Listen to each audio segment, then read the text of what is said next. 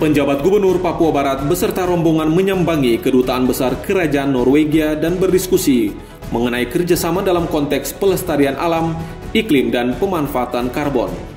Kedatangan disambut baik Duta Besar Kerajaan Norwegia untuk Indonesia, Y.M. Ruud Kruger Giverin pada Jumat 15 Maret 2024.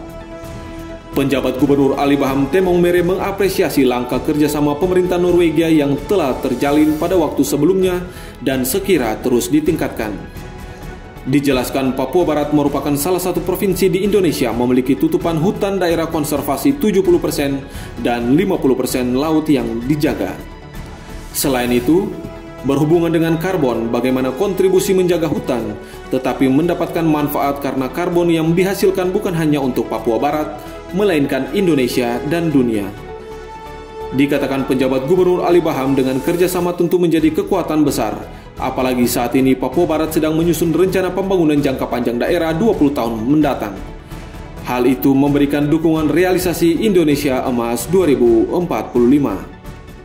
Papua Barat ini salah satu provinsi Indonesia yang punya hutan, punya daerah konservasi dari luas wilayah itu 70%, hutannya untuk 70% dan lautnya itu dijaga 50% untuk konservasi. Nah, oleh karena itu juga berhubungan dengan ya bagaimana yang jaga mendapat manfaat lah begitu. Ya. Kalau jaga saja tidak ada manfaat, nanti orang lama-lama nggak mau jaga. Ya, jadi tentunya berhubungan dengan karbon. Ya, bagaimana kontribusi menjaga hutan, ya, tetapi kemudian juga mendapat manfaat karena karbon yang dihasilkan itu tentunya bukan hanya untuk West Papua, tetapi juga Indonesia dan dunia. Ya, jadi oleh itu kami juga ingin diketahui oleh dunia bahwa kami sedang menjaga dan tentunya manfaatnya juga adalah untuk dunia.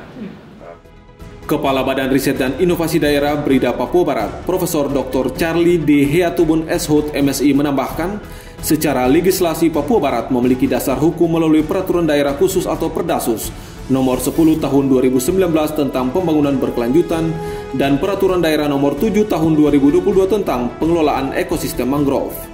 Di samping itu, aturan lain yang sedang digodok berupa Perdasus Pendanaan Abadi yang disusun atas dukungan mitra dan OPD teknis di Papua Barat. Poin berikut mengharapkan dukungan karena inisiatif pembentukan Mahkota Permata Tanah Papua yang merupakan landscape management. Awalnya seluas 2,3 juta hektar terdata, akan tetapi ada usulan penambahan melalui Bupati Kabupaten Teluk Wondama sehingga ditaksir mencapai 2,7 juta hektar. Kita lakukan di Provinsi Papua Barat dan itu menjadi bagian dari komitmen pemerintah daerah dan juga masyarakat adat terkait dengan bagaimana mempertahankan tutupan wilayah hutan 70% dan juga perlindungan terhadap pantai, laut dan juga pulau-pulau kecil sebesar 50%. Dan kita secara legislasi, secara hukum itu kami sudah punya peraturan daerah khusus nomor 10 tahun 2019 Perdasus tentang pembangunan berkelanjutan. Menanggapi pemaparan Duta Besar Kerajaan Norwegia Y.M. Ruud Kruger Giverin mendukung komitmen Papua Barat yang kuat dalam waktu lama untuk pelestarian alam. Selain itu mengapresiasi pemerintah Papua Barat memberikan perhatian penuh bagaimana merawat lingkungan, keanekaragaman hayati serta menjaga iklim dunia. Oleh sebab itu, melalui tahapan prosedur yang baik, sekira kemitraan dan kolaborasi dapat terus berjalan. Diuraikan dalam beberapa tahun terakhir telah mengucurkan anggaran sebesar $156 juta melalui Badan Pengelolaan Dana Lingkungan Hidup atau BPDLH Pusat. Now, in terms of dukungan, the Norwegian commitment to supporting the agenda itself is very, very strong and clear, and it has been very strong and clear for a very long time, and it will continue to be so. In terms of the financial dukungan, it's a bit of a different discussion. Right.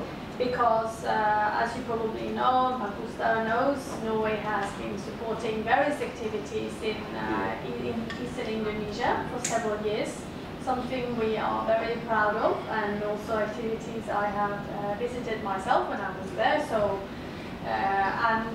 hopefully we can continue that kind of model, but this is part of the discussion right now. Dari Jakarta, Media Diskominfo, Papua Barat melaporkan.